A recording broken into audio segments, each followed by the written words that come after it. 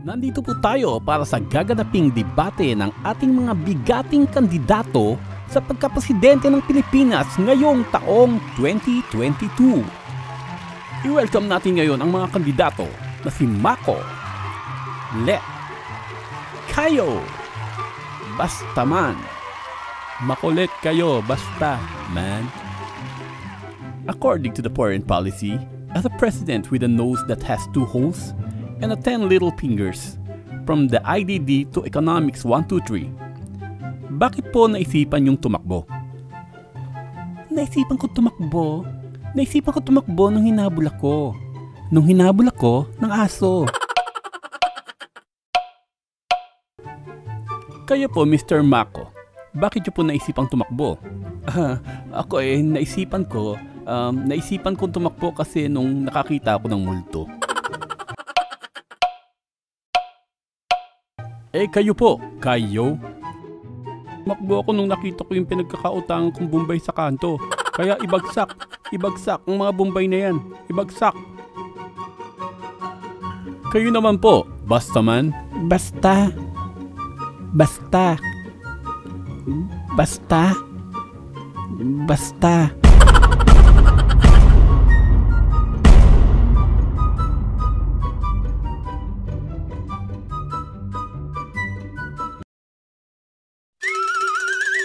Tara na, Momon. Punta na tayo sa rally ni Letlet.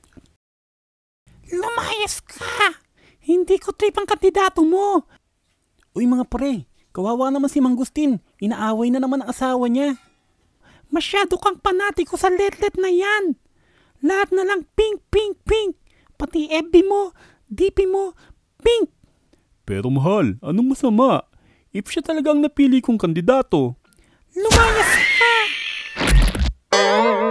Uy mga bata, ano ba masama sa suot ko?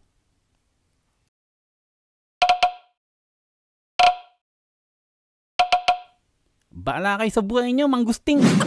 Grabe pag-eleksyon, di ba? Sobra, napaka-toxic. Pag tumingin ka sa TV, puro eleksyon, nagsisiraan. Pag tumingin ka sa social media, ina-unfriend ka ng mga friend mo. Tama ka dyan, Tikboy. Ako nga, 2 na lang friend ko eh. Hala, ilan ba friend mo? 3. Uy mga pre, ito na yung rally ni Kayodi. Sige, Momon, pakinggan natin. Pag ako naging presidente, lahat ng lupa patataniman ko ng palay.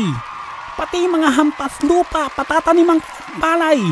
Pati mga kutong lupa. Uy Momon, mga kutong lupa daw. Di ka na, alis na tayo dito. Mga tol, ito na yung rally ni Letlet. Paano mo nasabi, Momon? Look.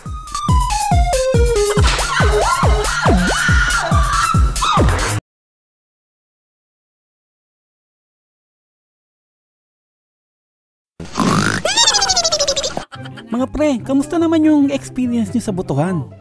Nako Momon, ayoko nang bumoto next time. O bakit naman, Tikboy? Inaubusan sila ng inke, pinukpok na lang nila ng martilyo yung daliri ko.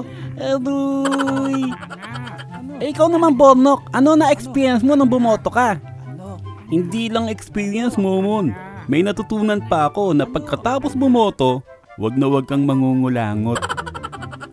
Ayun mga mamaw, sana kahit sino ang manalo sa eleksyon, suportahan na lang natin ha. Sports lang. Kasi kahit naman sino ang maging presidente natin, sa sariling pagsisikap pa rin natin tayo uunlad. Salamat mga mamaw. Ano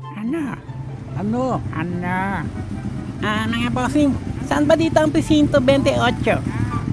Bantol. Salamat sa pagturo.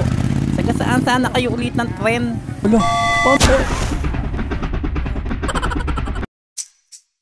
Ang Pasko ay sumapit, ang aso nyo ay lumalapit, ngipin ay nangangalit, tayo na't magkapit-kapit.